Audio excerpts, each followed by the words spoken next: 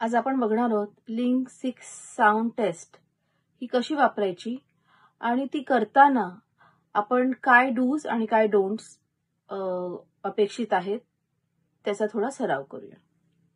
जसे तुम्हाला माहिती आहे की लिंक 6 साऊंड टेस्ट ही जेव्हा एखादा स्पेशल एज्युकेटर करतो तेव्हा बेसिकली आपल्याला हे ऑब्जेक्टिव्ह असतं की ते कर्णबधीर मूल एखादं हिअरिंग डिव्हाइस वापरून कितपत कुठल्या कुठल्या फ्रिक्वेन्सीचे कोणते आवाज ऐकतं हे जाणून घेण्यासाठी आपण ही टेस्ट करत असतो.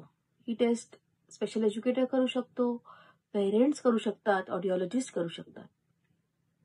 जेव्हा आपण ही टेस्ट करतो, जेव्हा आपण म्हणतो की ऐकण्याची टेस्ट आहे, तेव्हा लक्षात ठेवा की ही टेस्ट ऍडमिनिस्टर करताना मुलाला आपण कोणतेही व्हिज्युअल क्लूज देता कामा नये. त्याचा अर्थ असा की मुलाला तुम्ही स्पीच रीडिंग करायला देता कामा नये. हा रूल नंबर 1 आहे जेव्हा आपण लिंक 6 साऊंड टेस्ट करतो तेव्हा. दुसरी गोष्ट, आपण कोणतीही टेस्ट जेव्हा ऍडमिनिस्टर करत असतो तेव्हा आपण याची खबरदारी घ्यायला पाहिजे की मुलाला कळतंय, मुलाला हे आधी कळलं पाहिजे की त्याच्याकडनं काय रिस्पॉन्स अपेक्षित आहे. म्हणजे मी ऍज अ टीचर काय करणार आणि मूल काय करणं अपेक्षित आहे मुलाला आपल्याला आधी समजावून सांगितलं पाहिजे. त्याला म्हणतात फॅमिलिअरायझेशन.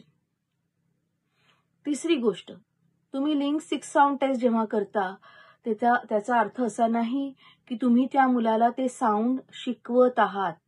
अजिबात नाही. तुम्ही जे काही साऊंड्स प्रेझेंट करणार आहात त्यातले किती साऊंड्स मूल ऐकू शकतं किंवा मूल आयडेंटिफाय करू शकतं ह्याची ती टेस्ट आहे.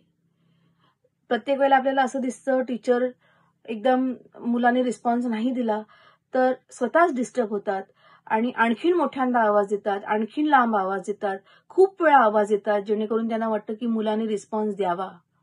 पण हे अजिबात अपेक्षित नाही. तुम्हाला फक्त हे बघायचंय की मूल तुम्ही दिलेल्या आवाजाला रिस्पॉन्स देतंय की नाही.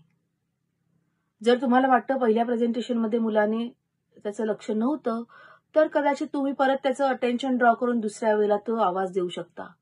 पण परत तो आवाज रिपीट करायचा, परत ओरडून तो आवाज द्यायचा किंवा लांब करून आवाज द्यायचा, हे लिंक 6 साऊंड टेस्ट मध्ये अपेक्षित नाही. लिंक 6 साऊंड टेस्ट जेव्हा आपण करतो आणि तुम्हाला सगळ्यांना माहिती आहे की ती नियमितच करायला पाहिजे. जेव्हा आपल्याकडे बालवर्ग असतो तेव्हा दर दिवसाची सुरुवात लिंक 6 साऊंड टेस्ट नेच करायला हवी.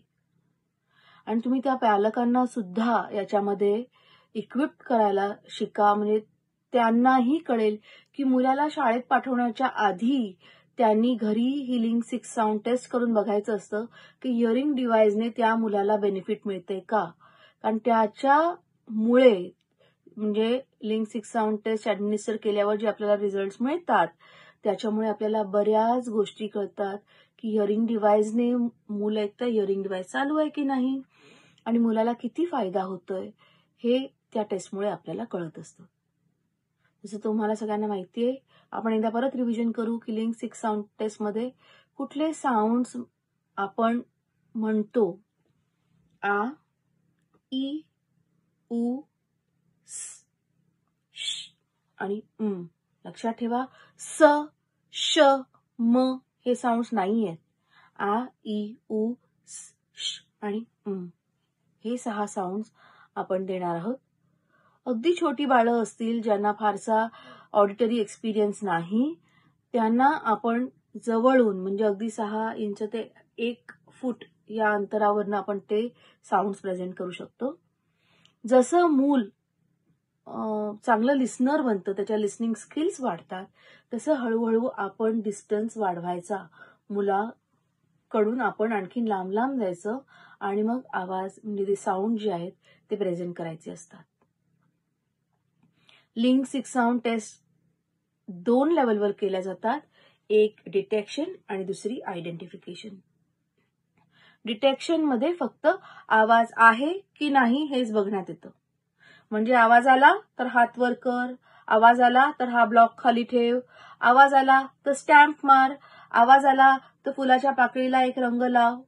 हे अशा प्रकारचे स्टिम्युलस काय तुम्ही जे म्हणता तो स्टिम्युलस म्हणजे आ म्हणाल, ई म्हणाल किंवा उ म्हणाल आणि मुलाला रिस्पॉन्स काय द्यायला सांगायचा आहे, तो कसाही असेल, आवाज आला तर टाळी वाजव, आवाज आला तर उडी मार, आवाज आला तर एक रंग लाव, असे कुठल्याही प्रकारचे रिस्पॉन्स तुम्ही मुलाला सांगू शकता.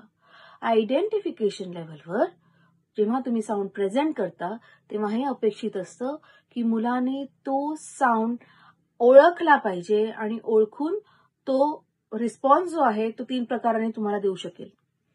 पहिली गोष्ट तुम्ही त्याला सांगता की मी जे म्हणेन ते ऐकल्यावर परत रिपीट कर. ओके, हा पहिल्या प्रकारचा रिस्पॉन्स असेल. दुसऱ्या प्रकारचा रिस्पॉन्स असा असू शकेल की मी जे म्हणेन ते हे समोर ठेवलेल्या फ्लॅश कार्ड्स पैकी कुठला साऊंड होता ते पॉइंट आउट कर. हा दुसऱ्या प्रकाराने रिस्पॉन्स तो मूल देऊ शकेल. तिसरा प्रकारचा रिस्पॉन्स असा असतो की मी जे म्हणेन ते तू लिहून दाखव. तर या 3 वेगवेगळ्या रिस्पॉन्स जे आहेत ते वेगवेगळ्या प्रकाराने रिस्पॉन्स देऊन तुम्हाला कळू शकेल की मूल जे आहे हे हा साऊंड आयडेंटिफाय करतंय का नाही. आणि जर तो ते साऊंड आयडेंटिफाय करत नसेल त्याचा अर्थ ते मूल फक्त डिटेक्शन लेवलवर आहे आणि आता आपल्याला त्याला आयडेंटिफिकेशन लेवलवर घेऊन जायचं आहे.